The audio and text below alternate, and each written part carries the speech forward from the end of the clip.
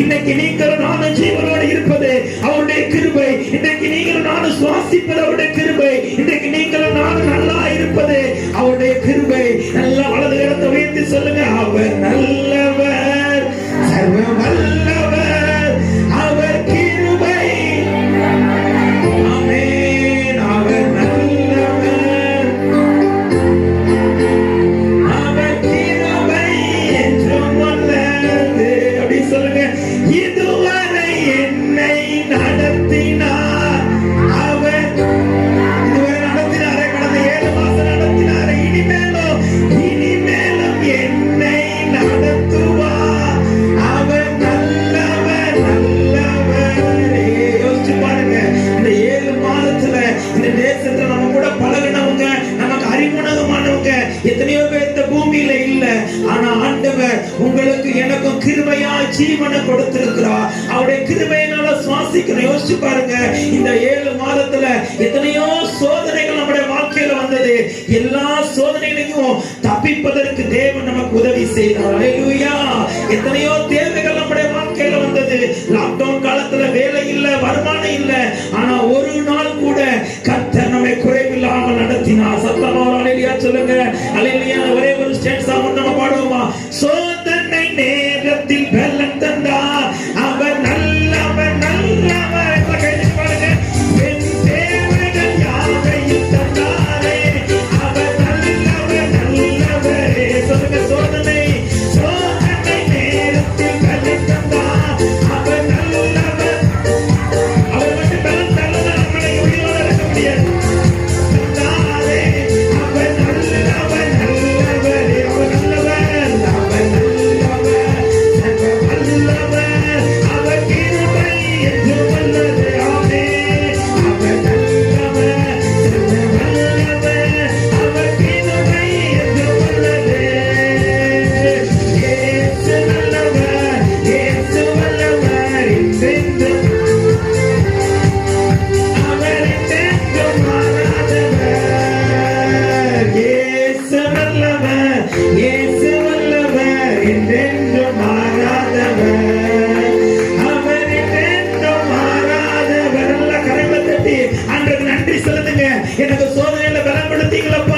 என்னை இதுவரைக்கும் நடத்துனீங்களப்பா. ஆபத்துல என் கூட இருந்து என்ன தப்பு வச்சு என்ன பாதுகாத்தீங்களப்பா. எந்த கொள்ளை நோயும் எந்த வாதையும் என் குடும்பத்தை அணுகாதபடி பாதுகாத்தீங்களே. உமக்கு நன்றி ஆண்டவரே. உமக்கு நன்றி இருக்காரு. கடந்த நாட்கள் பாதுகாத்து நம்முடைய குடும்பத்தை நடத்தினார், நம்முடைய தேவைகளை சந்தித்தார், நம்முடைய குறைவெல்லாம் நிறைவாக்கினார். அவர் நம்ம முழு மனதோடு நம்ம ஆராதிக்க போகிறோம், முழு உள்ளத்தோடு ஆராதிக்க போகிறோம். இதுவரை உதவி செய்த எபினேசர் இனிமேல் நமக்கு உதவி செய்வார். இதுவரை நம்மை பாதுகாத்த ஆண்டவர் இதுவரை நம்மை பாதுகாப்பார். இதுவரைக்கும் நமக்கு சுகம் கொடுத்த அவர் சுகம் கொடுக்க போகிறார். அவருடைய நாமத்தை சொல்லி நம்ம இப்ப அவர் ஆராதிக்க போகிறோம். எல்லாம் வலது கரத்தை உயர்த்தி, எல்லாம் வலது கரத்தை உயர்த்தி சொல்லுங்க. எபினேசரே, எபினேசரே,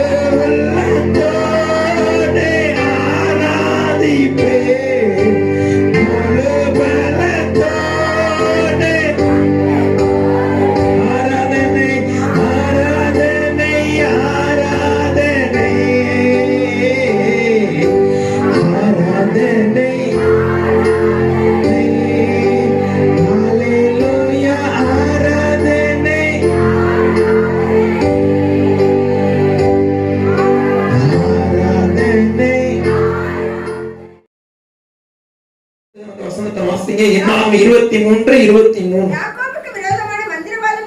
யாக்கோபுக்கு விரோதமான மந்திரவாதம் இல்லை, இஸ்ரவேலுக்கு விரோதமான குறி சொல்லுதலும் இல்லை. தேவன் என்னென்ன செய்தார் என்று கொஞ்ச காலத்தில் யாக்கோபையும் இஸ்ரவேலையும் குறித்து சொல்லப்படும். போதும். இந்த 8வது மாதத்துல ஒரு முதல் ஞாயிற்றுக்கிழமை வாக்குத்தத்த செய்தி உங்களுக்கு கொடுக்கணும்னு சொல்லி நான் கடந்த ஒரு வாரமாக தேவனுடைய சமூகத்துல காத்திருந்து ஜெபம் பண்ணும் பொழுது கர்த்தர் கொடுத்த ஒரு வாக்குத்தத்த வசனம் என்ன தெரியுமா? தேவன் என்னென்ன செய்தார் என்று கொஞ்ச காலத்திலே யாக்கோபையும் இஸ்ரவேலையும் குறித்து சொல்லப்படும்.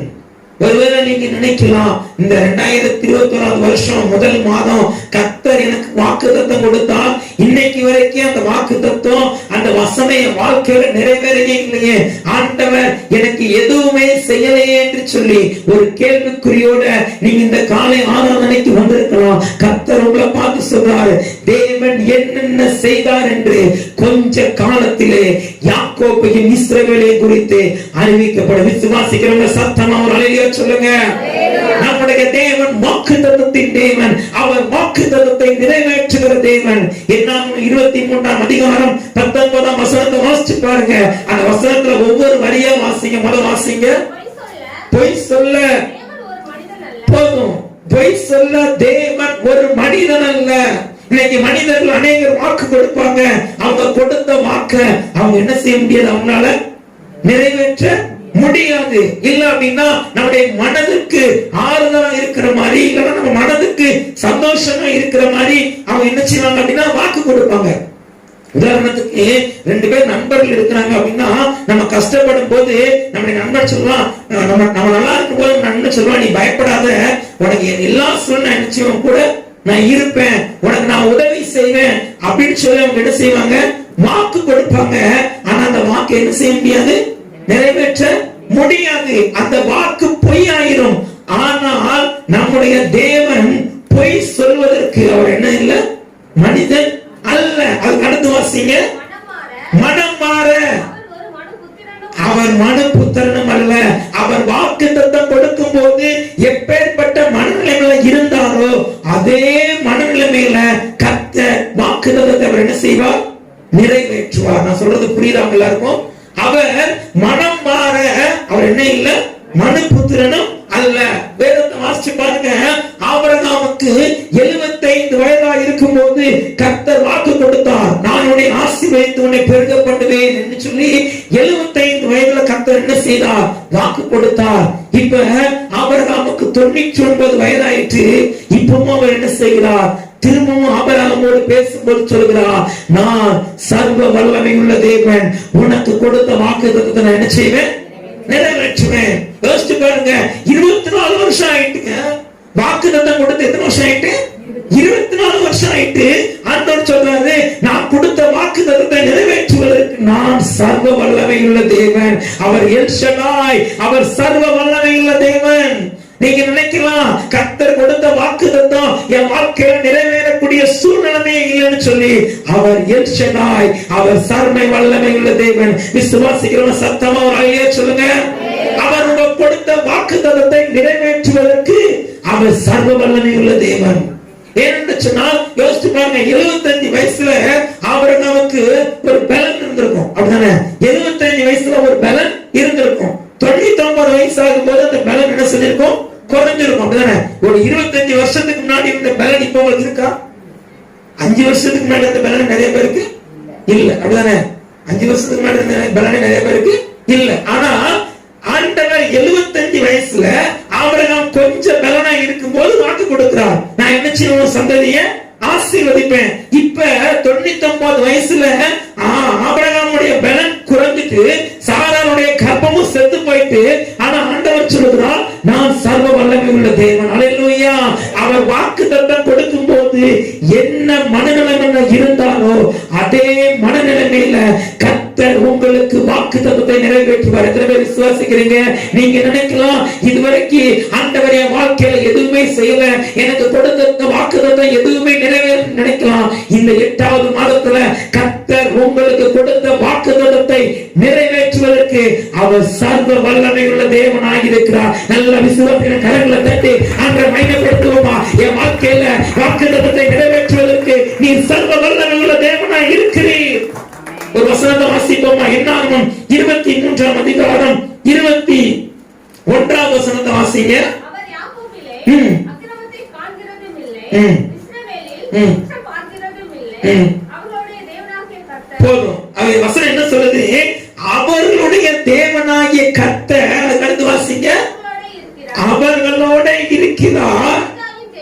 ராஜாவின் ஜெய கம்பீரம் அவர்களுக்குள்ளே இருக்கிறது. ஒரு அல்லேலூயா.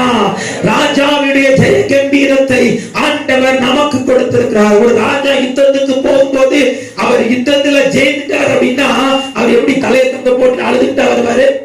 எப்படி வருவார்? பட்டணத்துக்குள்ள வரும்போது சந்தோஷமா கம்பீரமா வருவா. அந்த ராஜாவினுடைய ஜெய கம்பீரம் கர்த்தரை ஆராதிக்கிற, கர்த்தரை ஏற்றுக்கொண்டிருக்கிற இஸ்ரவேலின் சந்ததியா இருக்கிற உங்களுக்கும் எனக்கும் கர்த்தர் கொடுத்திருக்கிறார். அல்லேலூயா. அவர் நம்முடைய தேவனாய் இருக்கிறார். ஏசாயா 12ஆம் அதிகாரம் 6ஆம் வசனத்தை வாசிச்சு பாருங்க. இஸ்ரவேலின் பரிசுத்தர் உங்கள் நடுவில் இருக்கிறார். இஸ்ரவேலின் பரிசுத்தர் உங்கள் நடுவில் இருக்கிறார். அவர் உங்கள் நடுவில் இருக்கிறதுனால அவர் உங்களுக்கு கொடுத்த வாக்குத்தத்தத்தை நிச்சயமா என்ன செய்வார்? நிறைவேற்றுவார். தேவன் என்னென்ன செய்தார் என்று கொஞ்ச காலத்திலே அது என்ன செய்யப்படும்? யாக்கோபை குறித்தும் இஸ்ரவேலை குறித்தும் சொல்லப்படும். நீங்க நினைக்கலாம், இதுவரைக்கும் எதுவுமே செய்யலனே, இன்னும் கொஞ்ச காலத்துல தேவன் உங்களுக்கு கொடுத்த வாக்குத்தத்தத்தை நிறைவேற்றிட்டார்ன்றத உங்களுடைய சொந்தக்காரங்க, உங்க அயல் வீட்டுக்காரங்க, உங்க பந்து சொந்தக்காரங்க எல்லாரும் என்ன செய்வாங்க? சொல்லுவாங்க. எல்லாரும் சொல்லும்படியாக கர்த்தர் உங்களை மேன்மைப்படுத்தி உயர்த்தி கனப்படுத்தி இந்த 8வது மாதத்தில் ஆசீர்வதிப்பார். ஆமென். ஒரு வசனத்தை வாசிங்களேன். எசேக்கியா 36ஆம் அதிகாரம் 35ஆவது வசனம். ஆண்டவர் எப்படிப்பட்ட காரியத்தை நம்முடைய வாழ்க்கையில செய்கிறார்? எசேக்கியா 36ஆம் அதிகாரம் 35ஆம் வசனம். பாழாய் கிடந்த இத்தேசம் ஏதேன் தோட்டத்தை போலாயிற்றென்றும் அவாந்தரமும் பாழும் நிர்மூலமாய் இருந்த பட்டணங்கள் அரணிப்பானவைகளும் குடியேற்றப்பட்டவைகளுமாய் இருக்கிறது என்றும் சொல்லுவார்கள். அந்த வசனத்தை பாருங்க. பாழாய் கிடந்த இந்த தேசம் எப்படி மாறிச்சா? ஏதேன் தோட்டம் போல மாறிட்டோம். அவாந்தரமும் பாழாய் நிர்மூலமும் அரணிப்பானவைகளும் குடியிடப்பட்டவருமாய் இருக்கிறது என்று சொல்வார்கள். இந்த 7 மாதம் உங்க வாழ்க்கை பாழா இருக்கலாம். இந்த 7 மாதம் நீங்க எந்த நன்மையும் பெறாதது போல இருக்கலாம். இந்த 8வது மாதத்துல கர்த்தர் ஏதேன் தோட்டத்தை போல உங்க வாழ்க்கையை மாற்றுவார். செய்வார். விசுவாசிக்கிறவர் சத்தமா அல்லேலூயா சொல்லுங்க.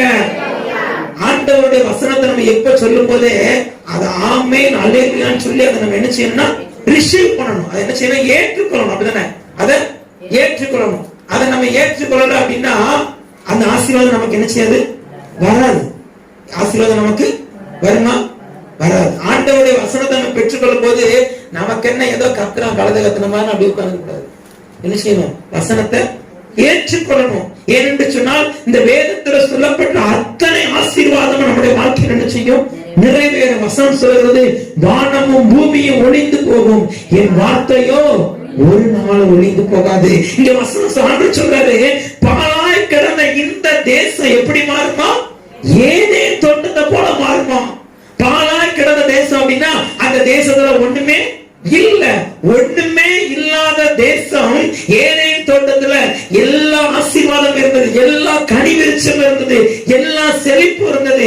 ஏதேன் தோட்டத்துல எத்தனை ஆறு ஓடுனது உங்களுக்கு தெரியுமா? படிக்கலையோ? ஆதியாகமம் படிச்சிருக்க? ஏதேன் தோட்டத்துல 7 ஆறு ஓடுச்சு. அந்த ஏதேன் தோட்டத்துல என்ன விளைஞ்சது? பொன் விளைந்தது. ஏதேன் தோட்டத்துல பொன் விளைந்தது. அப்ப பாருங்க, பாழாய் கிடந்த இந்த தேசம் ஏதேன் தோட்டத்தை போல மாறும். இன்றைக்கு உங்க வாழ்க்கை வெறுமையா இருக்கலாம், ஒன்றுமே இல்லாம இருக்கலாம், அது பாழாய் கிடக்கலாம். அது எப்படி மாறுமா? ஏதேன் தோட்டத்தை போல மாறும். அது எப்படி மாறாது? அதுக்கு அடுத்த வசனத்தை வாசிங்க. 36 கீழே வாசிங்க. கர்த்தராகிய நானே இதை சொன்னேன், இல்ல அதுக்கு வசனத்துல கீழ் பகுதி வாசிங்க. கர்த்தராகிய நானே இதை சொன்னேன், இதை செய்வேன். இதை சொல்றது யார் சொல்றா? கர்த்தர் சொல்றார். அது எப்படிங்க நடக்கும்? பாழாய் கிடந்த தேசம், பாழாய் கிடந்த தேசம் எப்படி ஏதேன் தோட்டத்தை போல மாறும் நீங்க நினைக்கிறோம்? கர்த்தராகிய நானே இதை சொன்னேன், நானே அதை செய்வேன். ஏனென்று சொன்னால் நான் சர்வ வல்லமையுள்ள தேவன். அல்லேலூயா. அவர் எல் ஷடாய், சர்வ வல்லமையுள்ள தேவன். உங்க வாழ்க்கை இதுவரைக்கும் பாழாய் கிடந்திருக்கலாம், இதுவரைக்கும் வெறுமையா இருந்திருக்கலாம். கர்த்தர் அதை இந்த 8வது மாதத்துல ஏதேன் தோட்டமாக மாற்ற போகிறார். தேவன் என்னென்ன செய்தார் என்று கொஞ்ச காலத்திலே யாக்கோபையும் இஸ்ரவேலையும் குறித்து என்ன செய்யப்படும்? சொல்லப்படும். இங்க வேதத்துல அநேக உதாரணங்கள் இருக்குது, அநேக சம்பவங்கள் வேதத்துல நடந்திருக்கிறது. ஒரு சம்பவத்தை உங்களோடு கூட நான் பகிர்ந்து கொண்டு உங்களுக்காக நான் ஜெபிக்க ஆசைப்படுறேன். வாசியுங்கள். லூக்கா எழுதின சுவிசேஷம் 1வது அதிகாரம்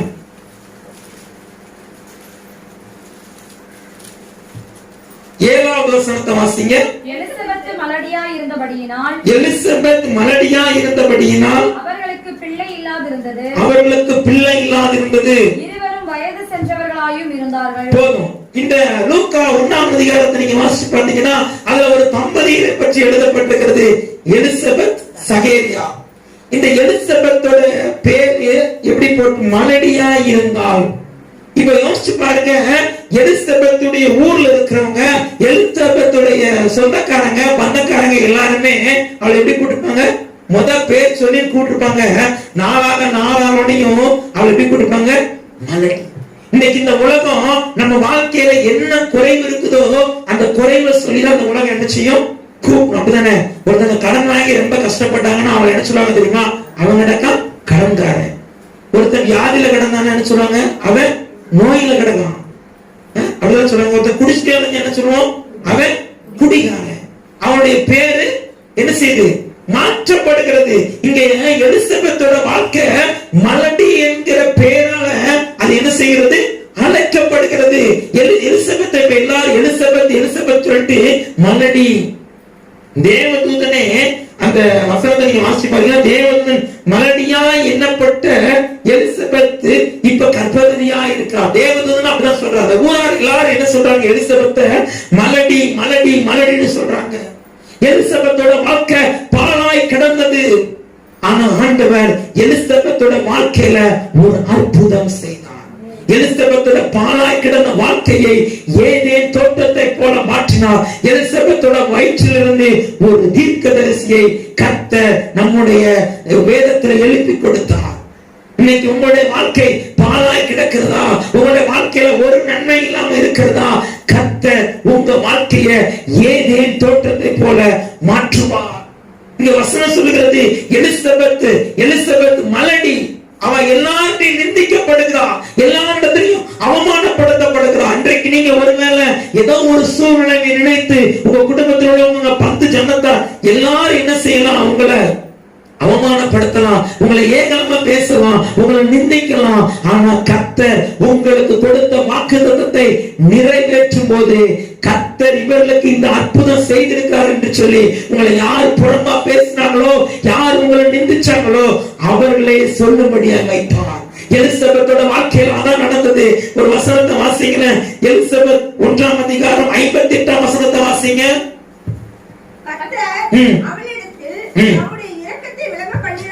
கர்த்தர் அவரிடத்தில் தம்முடைய இரக்கத்தை விளங்க பண்ணினார் என்று அவருடைய அயலகத்தாரும் 10 ஜனங்களும் கேள்விப்பட்டு அவளோடு கூட சந்தோஷப்பட்டார்கள். அல்லேலூயா. கர்த்தர் எலிசபெத்துக்கு இரக்கம் காட்டினதுனால அயல் வீட்டுக்காரங்க யாரு? பக்கத்து வீட்டுக்காரங்க. 10 ஜனங்கள்னா யாரு? சொந்தக்காரங்க. ஆண்டவர் எலிசபெத்தோட வாழ்க்கையில இரக்கத்தை காட்டினது நிமித்தம் யார் எலிசபெத்தை மலடின்னு சொன்னாங்களோ, யார் எலிசபெத்தை குறைவுள்ளவன்னு சொன்னாங்களோ, யார் எலிசபெத்தை ஒண்ணுமே ஆகாதவன்னு சொன்னாங்களோ, அவங்க எல்லாருடைய கண்களுக்கு முன்பாக கர்த்தர் எலிசபெத்தை உயர்த்தி ஆசீர்வதித்தார். எலிசபெத்தோட வாழ்க்கையில நிந்தையை மாற்றி போட்டார். ஒரு வசனத்தை வாசிங்க. 1ஆம் அதிகாரம் 24ஆம் வசனத்தை வாசிங்க.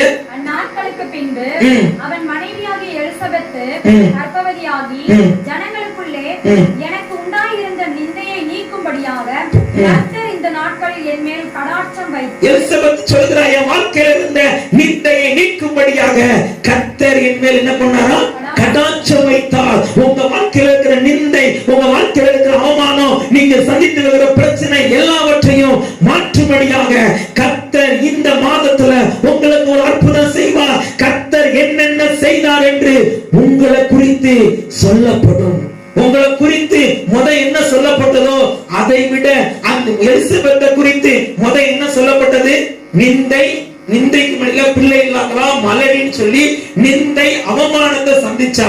ஆனா கர்த்தர் எலிசபெத்தோட வாழ்க்கையில் அற்புதம் செஞ்ச பிறகு அவங்க சொந்தக்காரங்க, அவங்களுடைய உடன் பிறந்தவர்கள், அவருடைய அயல் வீட்டுக்காரர் எல்லாரும் சொல்றாங்க, கர்த்தர் எலிசபெத்துக்கு என்ன செய்தார்?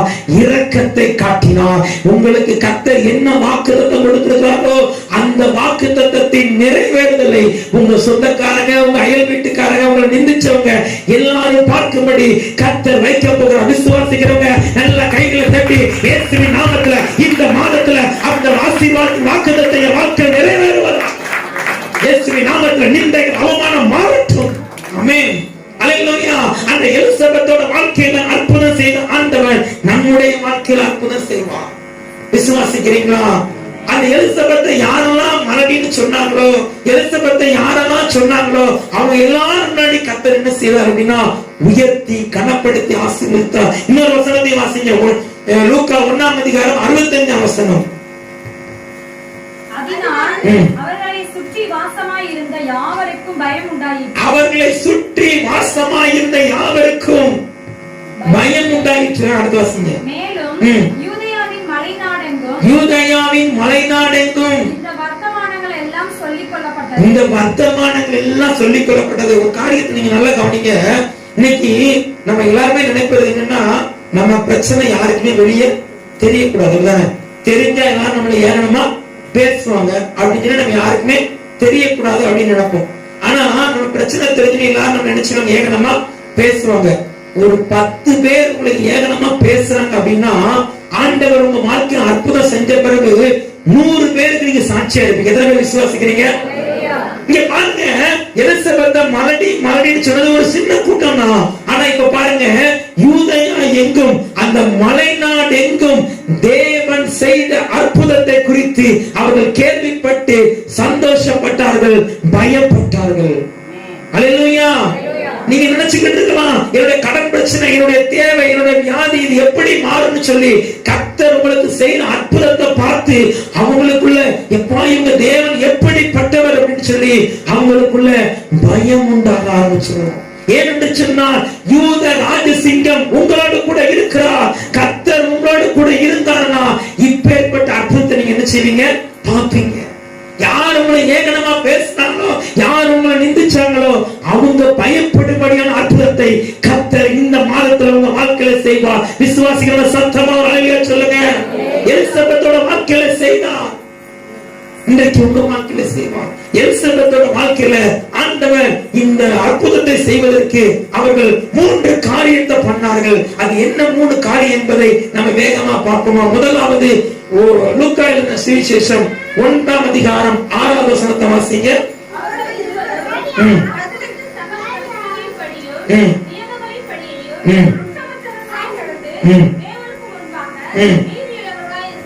ஆமென். ஆண்டவர் உங்க வாழ்க்கையில அற்புதம் செய்யணும்னா, தேவன் என்னென்ன செய்தார் என்று யாக்கோபையும் இஸ்ரவேலை குறித்து சொல்லப்படணும்னா, கர்த்தர் உங்களுக்கு அற்புதம் செய்யறதை நீங்க பார்க்கணும்னா, எலிசபெத் சகேரியாவும் எதுல நடந்தாங்க? கர்த்தருடைய வழியில நடக்கிறாங்க. கர்த்தருடைய வழியில நடந்தாங்க. அதனாலதான் அந்த அற்புதத்தை பெற முடிஞ்சது. நீங்க யோசிச்சு பாருங்க, நீங்க கர்த்தருடைய வழியில நடக்கிறீங்களா? நீங்க கர்த்தருக்கு பிரியமா நடக்கிறீங்களா? உங்க வழி கர்த்தருக்கு பிரியமா இருக்குதா? எலிசபெத்தையும் சகேரியாவையும் குறித்து வேதம் சாட்சி கொடுக்கிறது. அவங்க எப்படி நடந்தாங்க? கர்த்தருடைய வழியில நடந்தாங்க. இன்னைக்கு எல்லாருக்குமே ஆசீர்வாதத்தை பெற்றுக்கணும்னு ஆசைதான், வாக்குத்தத்தத்தை சுதந்திரித்துக்கணும்னு ஆசைதான். ஆனா வாக்குத்தத்தத்தை பெறுவதற்கு முன்பாடி நம்ம எப்படி நடக்கணும்? கர்த்தருடைய வழியில நடக்கணும். எலிசபெத் சகேரியாவும் கர்த்தருடைய வழியில நடந்தாங்க. ஞாயிற்றுக்கிழமை ஆராதனைக்கு வரும்போது மாத்திரம் கர்த்தர் நம்மளை பார்க்கிறார் இல்ல, அவர் எல்லா நேரமும் என்ன செய்யலாம்? பார்க்கிறார். அவர் பரலோகத்திலிருந்து எல்லா நேரமும் என்ன செஞ்சிட்டு இருக்கிறார்? பார்த்து கொண்டிருக்கிறார். நம்ம கர்த்தருடைய வழியில நடக்கிறோமா? கர்த்தருக்கு பயந்து நடக்கிறோமா? எலிசபெத் சகேரியாவும் கர்த்தருடைய சகல கற்பனைகளின்படியும் சகல நியமங்களின்படியும் குற்றமற்றவர்களாய் தேவனுக்கு முன்பாக நீதி உள்ளவனாய் இருந்தார்கள். ஆபிரகாம் ஆசீர்வாதத்தை பெற்றுக் கொண்டதுக்கு காரணம் என்ன? ஆண்டவர் சொல்றார், நீ எனக்கு முன்பாக நடந்து கொண்டு நீ எப்படி இருக்கணுமா? உத்தமனாயிரு, நீ நீதி உள்ளவனாயிரு. நீங்க கர்த்தருடைய வழியில நடந்தானா நீங்க ஆசீர்வாதத்தை என்ன செய்ய முடியும்? பெற்றுக்கொள்ள முடியும். நீங்க கர்த்தருடைய வழியில நடந்தானா வாக்குத்தத்தத்தை என்ன செய்ய முடியும்? பெற்றுக்கொள்ள முடியும். ஒண்ணு கூட உங்க வழியை யோசிச்சு பாருங்க. உங்க வழி எப்படி இருக்குது? கர்த்தருக்கு பிரியமான வழியில நடக்கிறீங்களா? அதான் சங்கீதம் 128:1 சொல்லுது, கர்த்தருக்கு பயந்து அவர் வழியில் நடக்கிற மனுஷன் எவனோ அவன் பாக்கியவான். பாக்கியவான் என்ன அர்த்தம்? எல்லா ஆசீர்வாதத்தையும் பெற்றுக்கொள்வான் அர்த்தம். அவன் பாக்கியவான். யோசிச்சு பாருங்க. இந்த 7 மாதம் நீங்க கர்த்தரோட வழியில தான் நடந்து வந்தீங்களா? இந்த 7 மாதம் கர்த்தரோட வழியை விட்டு நீங்க என்னைக்காவது விலகி போனீங்களா? யோசிச்சு பாருங்க. நீங்க இதுவரைக்கும் கர்த்தரோட வழியில நடக்கிறதா? இன்னைக்கு ஒப்புப்படுங்க, ஆண்டவரே நான் உங்க வழியில நடப்பேன்ப்பா, உங்க வழியில நடப்பாங்க.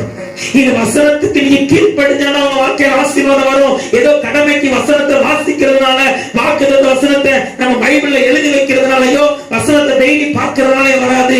எலிசபெத் சகேரியா வாழ்க்கையில நிந்தை மாறுவதற்கு, அவங்க வாழ்க்கை பலனாய் கிடந்த அந்த வாழ்க்கை ஏதேன் தோட்டத்தை போல மாறுவதற்கு அவங்க கர்த்தருடைய வழியில் என்ன செஞ்சாங்க? நடந்தாங்க.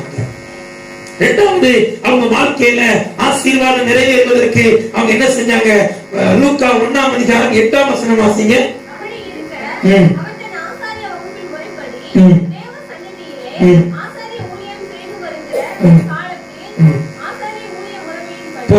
இரண்டாவது, சகேரியா எலிசபெத் 2 பேர் என்ன பண்ணாங்கன்னா கர்த்தருக்கு ஆராதனை செய்தார்கள்.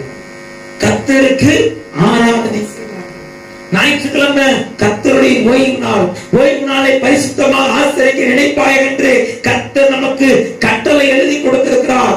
ஓய்வு நாள்ல உன் சொந்த பேச்ச பேசாம உன் இஷ்டமான காரியத்தை செய்யாதுன்னு சொல்லி கர்த்தர் நமக்கு எழுதி கொடுத்திருக்கிறார். இன்னைக்கு நம்ம அப்படி நடக்கிறோமா? ஞாயிற்றுக்கிழமை கர்த்தருக்கு ஆராதனை செய்கிற நாள். எலிசபெத் சகேரியாவும் அவர்கள் ஆசாரிய ஊழிய முறையின்படி தேவாலயத்துக்குள் பிரவேசித்தார்கள். ஞாயிற்றுக்கிழமை எவ்வளவு வேலை இருந்தாலும், எவ்வளவு பெரிய காரியம் இருந்தாலும் நீங்க கர்த்தரை ஆராதிக்கணும். ஞாயிற்றுக்கிழமை 1.5 மணி நேரம் ஆராதிக்கிற ஞாயிற்றுக்கிழமை கர்த்தருடைய சமூகத்துல வந்து நீங்க ஆராதிச்சாதான் கர்த்தர் உங்க வாழ்க்கையில் இருக்கிற நிந்தையை மாற்றி போடுவார். ஞாயிற்றுக்கிழமை ஏதோ 1.5 மணி நேரம் போக வீட்டுல இருப்போம், கொஞ்ச நேரம் டிவி பார்ப்போம். இப்ப நிறைய பேர் ஆன்லைன்ல சர்வீஸ் பார்ப்போம். அதான் யூடியூப்ல போடுறாங்கல்ல, டிவில நிறைய ஊழியக்காரங்க பிரசங்கம் பண்றாங்கல்ல. தேவனுடைய தேவனுடைய தேவாலயத்துக்கு அவங்க என்ன செஞ்சாங்க? பிரவேசித்தாங்க. லாக்டவுன் டைம் சர்ச்சுக்கு போயிட்டு ஓகே. ஆனா இப்ப ஆலயம் திறந்திருக்கும் போது வசனம் சொல்றது உனக்கு இஷ்டமானபடி என்ன செய்யாத. ஞாயிற்றுக்கிழமை அந்த சொந்தக்காரங்க ஃபங்க்ஷனுக்கு போயிடலாம். நிறைய பேர் ஞாயிற்றுக்கிழமை தான் ப்ரோக்ராம் போடுவாங்க. ஞாயிற்றுக்கிழமை நம்ம அன்னைக்கு ஒரு கல்யாண வீட்டுக்கு போலையா போய் பொண்ணு மாப்பிள்ளை பண்ணி செஞ்சிருவோம், பார்த்துட்டு அன்னைக்கு ஒரு குஸ்தி வீட்டுக்கு போல போய் இன்னைக்கு தான் நமக்கு லீவு, அதனால போய் நம்ம என்ன செஞ்சுருவோம், கேட்க. வசனம் சொல்றது உனக்கு இஷ்டமானபடி நீ என்ன செய்யக்கூடாது, செய்யக்கூடாது. அது பரிசுத்தமான நாள், அது கர்த்தரை ஆராதிக்கிற நாள். உன் தேவனாய கர்த்தரிடத்துல நீ முழு பலத்தோட முழு ஆத்மாவோட நீ அன்பு கூறணும். அங்க எலிசபெத்தும் சகேரியாவும் கர்த்தரை ஆராதித்தார்கள். அதனாலதான் அவங்க வாழ்க்கையில் இருக்கிற நிந்தையை கர்த்தர் என்ன செய்தார், மாற்றி போட்டார். மூணாவது, எலிசபெத்தோட வாழ்க்கையில அற்புதம் நடந்ததற்கு என்ன காரணம் தெரியுமா? லூக்கா 1:13 வசனத்தை வாசிச்சு பாருங்க. பயப்படாதே, போதும், உன்னுடைய வேண்டுதல் கேட்கப்பட்டது. அப்ப சகேரியாவும் எலிசபெத்தும் தேவனிடத்தில் ஜெபம் பண்ணி கொண்டிருந்தார்கள். தேவனிடத்துல எப்பொழுதும் ஜெபம் பண்ணினார்கள். நிறைய பேரு நம்ம ஒரு காரியத்துக்காக ஜெபம் பண்ணுவோம், ஆனா அதுல பதில் வரல அப்படின்னோடையும் அந்த ஜெபக்குறிப்புக்கு அப்படி என்ன செஞ்சிருவோம், ஓரமா வச்சு நம்மளே டிசைட் பண்ணிடுவோம், இதுல அற்புதம் பண்றீங்களா பண்ணலையா. நான் இதெல்லாம் சொல்லணும், என்னையும் சேர்த்துதான் சொல்றேன். என்னையும் சேர்த்தா நிறைய நேரம் நம்ம ஒரு காரியத்துக்கு ஜெபம் பண்ணுவோம்.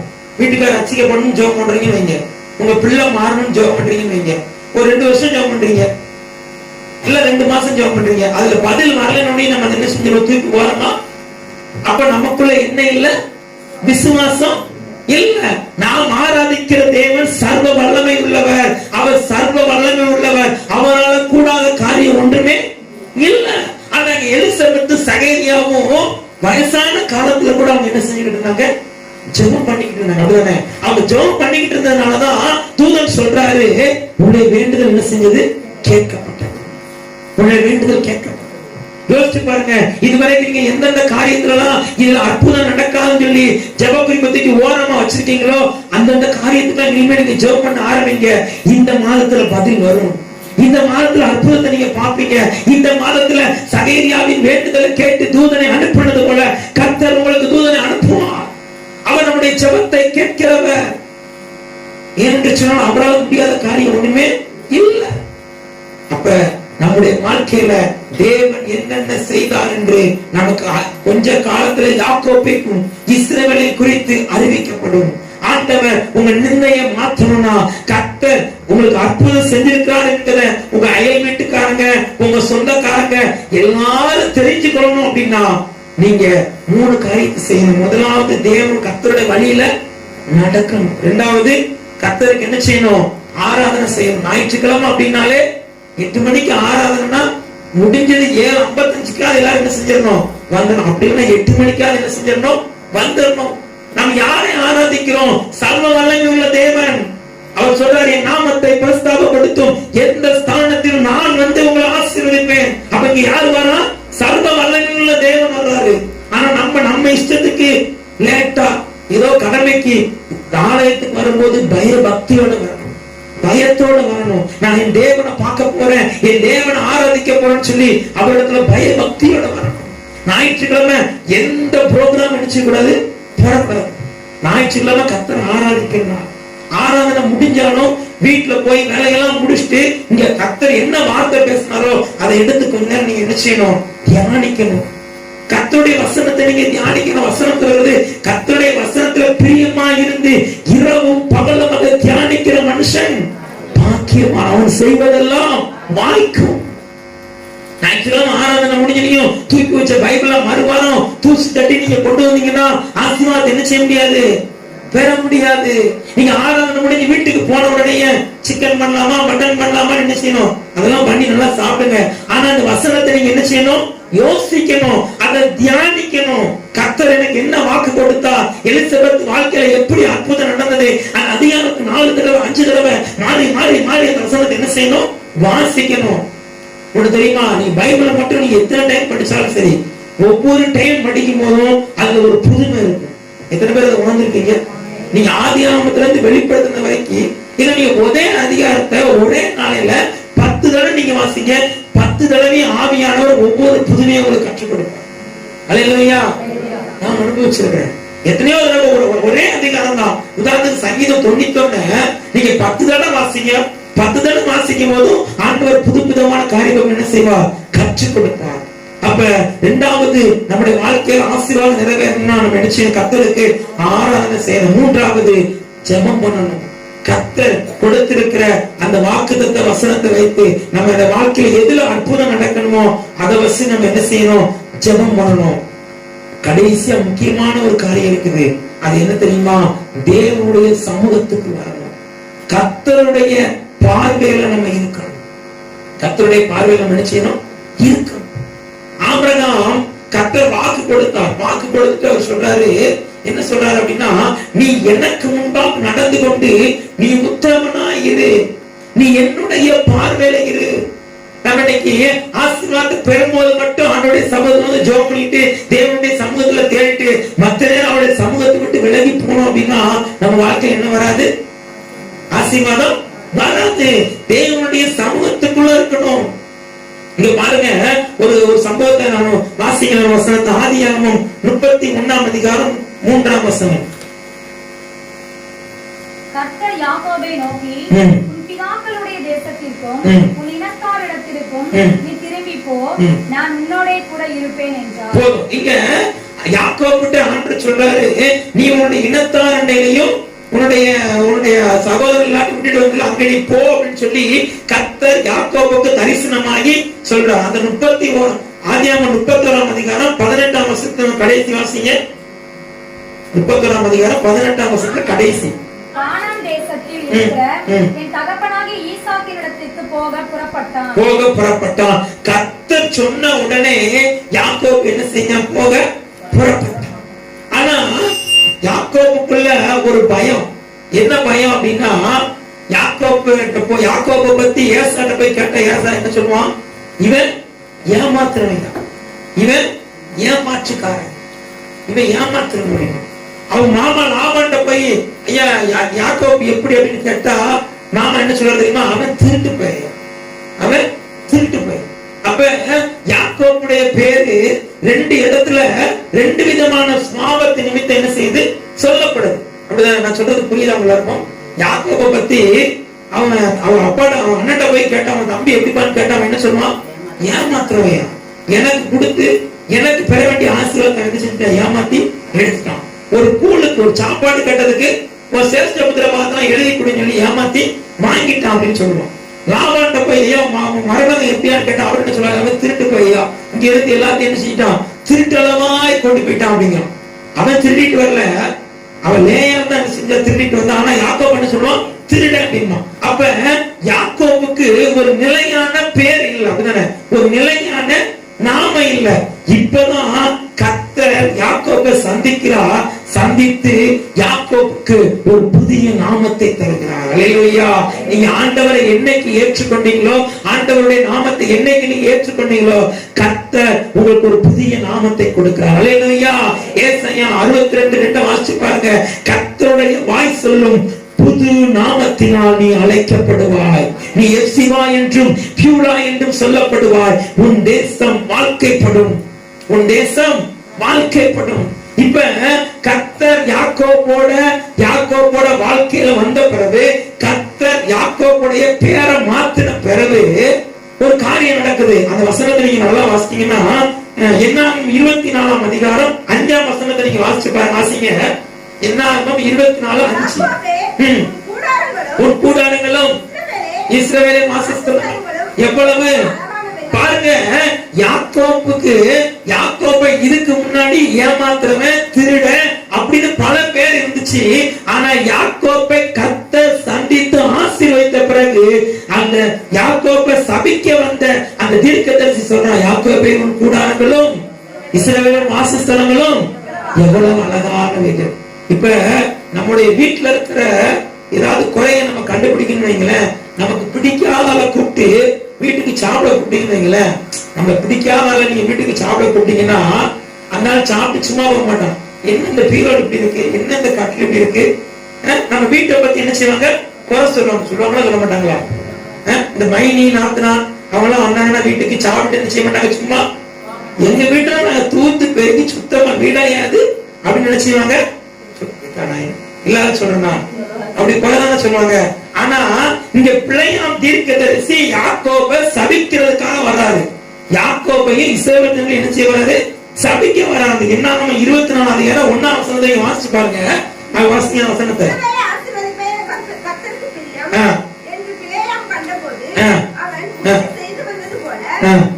24:1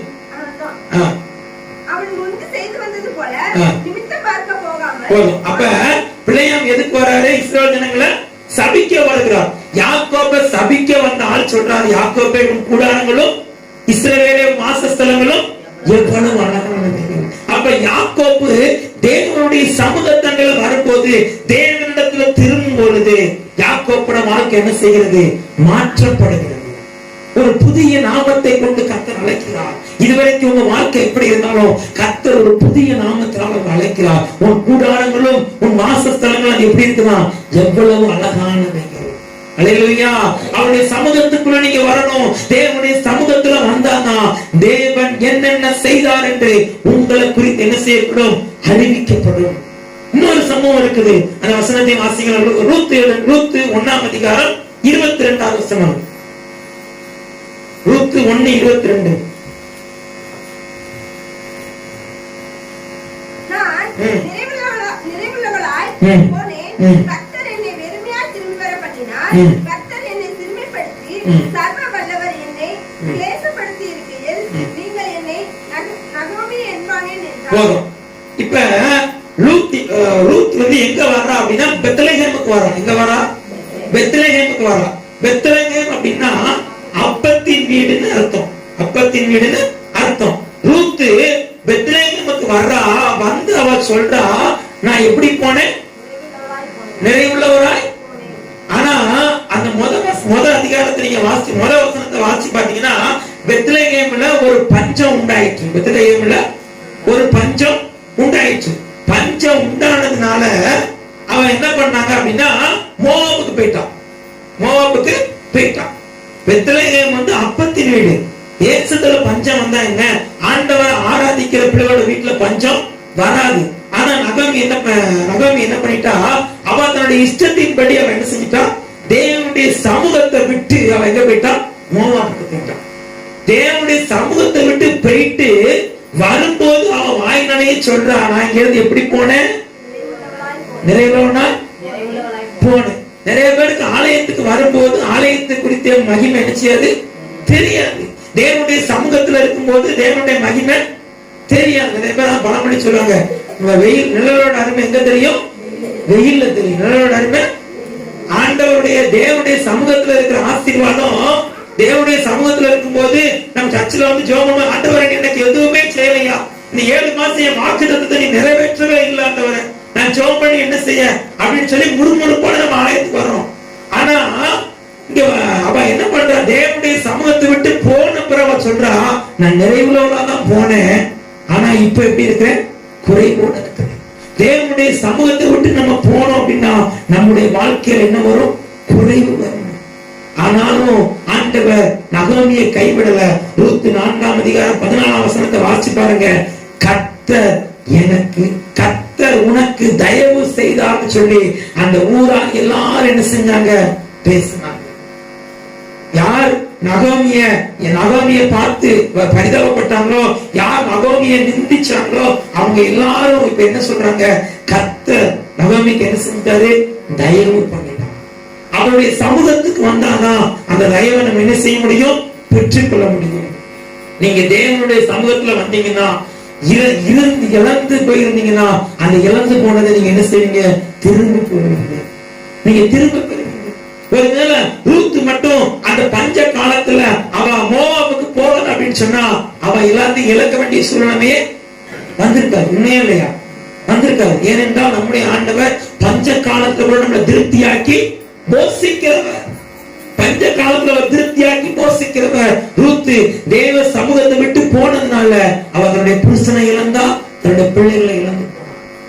நீங்க யோசிச்சு பாருங்க, நீங்க தேவ சமூகத்தை விட்டு தேவ சமூகத்தை விட்டு போகாதபடி எப்பொழுதும் தேவனுடைய சமூகத்துல நீங்க என்ன செய்யுங்க, நிலைத்திருங்க.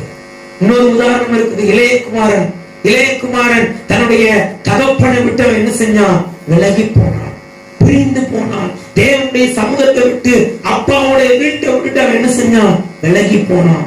அதனால அவன் தன்னுடைய அதிகாரத்தை அவன் இழந்து போனான், தன்னுடைய வஸ்திரத்தை அவன் இழந்து போனான், தன்னுடைய அடையாளத்தை அவன் என்ன செஞ்சான், இழந்து போயிட்டான். அப்பா வீட்டுல செல்வ சீமானா இருந்தவன் இப்ப எல்லாவற்றையும் இழந்துட்டான். ஆனா இழந்த பொழுது மீண்டும் தகப்பனிடையில் வந்த பொழுது அப்பா என்ன பண்ணா தெரியுமா, அவனுக்கு ஒரு கண்ணுக்குட்டி என்ன செஞ்சாரு, அடித்தான். கண்ணுக்குட்டி அடிச்சு பெரிய விருந்து பண்ணார். இப்ப மூத்த பையன் வீட்டுக்குள்ள வரும்போது கேட்கிறான், என்ன சத்தம் அப்படின்னு கேட்கும்போது, உங்க அப்பா உங்க இளையகுமாரனுக்காக ஒரு கண்ணுக்குட்டி அடிச்சாருன்னு சொன்ன உடனேயும் அவன் சொல்றான், நான் இவ்வளவு நாளா இருக்கேன், எனக்காக ஒரு ஆட்டுக்குட்டி கூட அடிக்கலையே அப்படிங்க. ஆனா தகப்பன் இளையகுமாரன் திரும்ப வந்த உடனே எதற்காக அப்பா கண்ணுக்குட்டி அடிச்சார் தெரியுமா, பாவத்திலையும் சாபத்திலையும் வாழ்ந்து கொண்டிருக்கிற நம்முடைய பாவத்தை மீட்கும்படியாக, பாவ சாபத்திலிருந்து விடுதலை பெறும்படியாக பிதாவாகிய தேவன் தம்முடைய ஒரே பேரனாகிய குமாரனாகிய இயேசு கிறிஸ்துவை உங்களுக்காகவும் எனக்காகவும் அடிக்கப்படுவதற்கு ஒப்புக் கொடுத்தார். அவர் சிலுவையில் அடிக்கப்பட்டார். அவர் அதான் யோவான் சொல்றார், உலகத்தின் பாவத்தை சுமந்து தீர்க்கிற தேவாட்டுக்குட்டி. அந்த தேவாட்டுக்குட்டி அடிக்கப்பட்டார். அந்த இளையகுமாரன் எப்பொழுது தகப்பனிடையில வந்தாரோ, இழந்து போன வஸ்திரம், இழந்து போன அடையாளம், இழந்து போன அதிகாரம் எல்லாவற்றையும் திரும்ப பெற்றார். நீங்க எப்பொழுது சிலுவையினண்டை வருகிறீங்களோ, எப்பொழுது உங்களுக்காக அடிக்கப்பட்ட பஸ்காவின் ஆட்டுக்குட்டி ஆகிய இயேசு கிறிஸ்துவினிடையில வருகிறீங்களோ, நீங்க இழந்து போனதை திரும்ப பெறுவீங்க.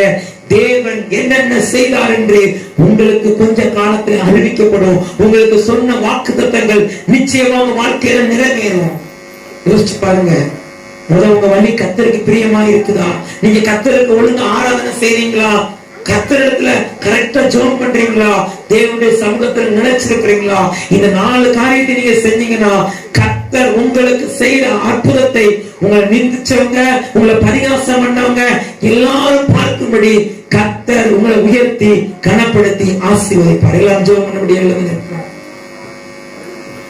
எல்லாரும் ஜெபம் பண்ண முடியாது. அவரை நோக்கி பார்த்துங்க, அவருடைய முகத்தை நோக்கி பார்ப்போமா? ஆண்டவர்கிட்ட சொல்லுங்க, ஆண்டவரே 7 மாதம் என் வாழ்க்கையில நிறைய வாக்குத்தத்தம் கொடுத்தீர். ஆனா இதுவரைக்கு ஒரு சில காரியம் நிறைவேறிருக்கு, ஆனா நிறைவேறல. இந்த 8வது மாதத்துல நீர் எனக்கு என்னென்ன செய்தீர் என்பதை எங்க சொந்தக்காரங்க, எங்க உற்றார் உறவினர்கள், எங்களை நிந்திச்சவங்க எல்லாரும் தெரிந்து கொள்ளும்படியாக நீர் என்ன வைக்க போகிறீர், நீர் என்ன வைக்க போகிறீர். ஆனா நான் சகேரியா எலிசபெத் மாதிரி உங்க வழியில நடக்கணும். ஆண்டவரை ஒப்புப்படுங்க. அப்படியே கண்களை மூடி நீங்களும் ஆண்டவரும் தான். எல்லாரையும் மறந்துருங்க, பக்கத்துல இருக்கிறவங்களும் மறந்துருங்க. நீங்களும் ஆண்டவரும், நீங்களும் இயேசுவும் உங்க வழி கர்த்தருக்கு பிரியமா இருக்குதா? ஒரு நிமிஷம் அப்படியே கண்ணை மூடி யோசிச்சு பாருங்க. உங்க வழி கர்த்தருக்கு பிரியமா இருக்குதா? ஏன் என் வாழ்க்கையில இதுவரைக்கும் ஆசீர்வாதத்தை சுதந்திரிக்க முடியல? ஏன் இதுவரைக்கும் என் வாழ்க்கையில வாக்குத்தத்தம் நிறைவேறல? என் வழி கர்த்தருக்கு பிரியமா இருக்குதா? நான் கர்த்தருக்கு பிரியமா நடக்கிறேனா? யோசிச்சு பாருங்க, ஒரு நிமிடம் யோசிச்சு பாருங்க. ஆண்டவரே, ஒருவேளை நீங்க உங்க வழி கர்த்தருக்கு பிரியமா இல்லாம இருந்திருந்தா இப்ப மீண்டுமா தகப்பனிடையில திரும்புங்க. என் வழியை சரிப்படுத்துங்க ஆண்டவரே. ஆண்டவரை சொல்லுங்க, ஆண்டவரே என் வழியை சரிப்படுத்துங்கப்பா, என் வழியை சரிப்படுத்துங்க ஆண்டவரே, என் வழியை சரிப்படுத்துங்கப்பா. அன்னைக்கு சகேரியா எலிசபெத் கர்த்தரை ஆராதனை செய்தார்கள். நீங்க இன்னைக்கு உண்மையா கர்த்தரை ஆராதிக்கிறீங்களா? ஆண்டவரை ஒப்புக்கொடுங்க. இதுவரைக்கும் உண்மையா ஆராதிக்காம இருந்தா ஆண்டவரை ஒப்புக்கொடுங்க. ஆண்டவரே, இனி ஓய்வு நாள்ல உண்மையா ஆராதிப்பு ஆண்டவரே. ஆராதனைய ஆண்டவரே நான் ஒரு நாள் தடை செய்ய மாட்டேன் ஆண்டவரே. ஆராதனைக்கு நான் ஒரு நாள் வராம இருக்க மாட்டேன். நான் உங்க முழு மனதோடு நான் ஆராதிப்பேன் ஆண்டவரே. ஆண்டவரே, நான் அநேக காரியத்துல ஜெபம் பண்ணிட்டு நான் இதுல அற்புதம் நடக்காதுன்னு சொல்லி நான் விசுவாசம் எல்லாம் இருந்துட்டு ஆண்டவரே, இன்னைக்கு நான் ஒப்பு கொடுக்கிறேன்ப்பா, இன்னைக்கு நான் ஒப்பு கொடுக்கிறேன்ப்பா. ஆண்டவரே, நீங்க நான் விசுவாசிக்கிறேன், நீ என்னோட வாழ்க்கையில அற்புதம் செய்வேன்னு விசுவாசிக்கிறேன் ஆண்டவரே. 4வது, நான் தேவனுடைய சமூகத்தை விட்டு போக மாட்டேன். நான் நகோமியை போல சூழ்நிலைமையை பார்த்து ஆண்டவரே நான் பெத்லகேமை விட்டு போக மாட்டேன். அப்பத்தின் தேவனுடைய வார்த்தையை விட்டு நான் வழி விலகி போக மாட்டேன் ஆண்டவரே. ஆண்டவரே ஒப்பு கொடுங்க. உங்க வாழ்க்கையில வாக்குத்தத்தம் நிறைவேறல, நீ அநேக நேரம் தேவனுடைய வார்த்தையை விட்டு வழி விலகி போனதுனால இப்ப ஆண்டவரே ஒப்பு கொடுங்க. உங்க வார்த்தையை விட்டு நான் வழி விலகி போக மாட்டேன், உங்க வசனத்தை விட்டு நான் வழி விலகி போக மாட்டேன். எனக்கு தயவு செய்யுங்கப்பா, எனக்கு தயவு செய்யுங்க ஆண்டவரே. வாயை திறந்து கேளுங்க, எனக்கு தயவு செய்யுங்கப்பா, எனக்கு தயவு செய்யுங்கப்பா, எனக்கு இரக்கம் செய்யுங்கப்பா, எனக்கு இரக்கம் செய்யுங்கப்பா. அப்படியே வாழ்கிறத உயர்த்தி சொல்லுங்க. யாக்கோபின் தேவன் என் தேவன், எனக்கென்றும் துணையவரே, என்னாலும் நடத்துவாரே. யாக்கோபின் தேவன் என் தேவன், எனக்கென்றும் துணையவரே, என்னாலும் நடத்துவாரே. அப்பா நீங்க தான் நடத்துவீங்கப்பா. வசனத்துக்கு நான் கீழ்ப்படுகிறேன், என்னோட வழியை நான் ஒப்பு கொடுக்கிறேன். நான் உமக்கு இனிமே ஆராதனை செய்வேன், நான் ஜெபிக்க வேண்டிய காரியத்துக்கு ஜெபம் பண்ணுவேன். உங்க சமூகத்தை விட்டு நான் ஒரு நாள் போக மாட்டேன். நீங்க ஒப்பு கொடுத்தீங்கன்னா பாலாய் கிடந்தவங்க வாழ்க்கை ஏதேன் தோட்டத்தை போல மாறும். பாலாய் கிடந்தவங்க வாழ்க்கை ஏதேன் தோட்டத்தை போல மாறும். கர்த்தர் உங்களுக்கு என்னென்ன செய்தார் என்று கொஞ்ச காலத்துல யாக்கோபை இஸ்ரவேலை குறித்து அறிவிக்கப்படும். இந்த மாதத்தில் அற்புதத்தை காண்பீர்கள். விசுவாசிக்கிறவங்க எல்லாம் வாய்களை திறந்து கர்த்தரை ஸ்தோத்திரம் பண்ணுங்க.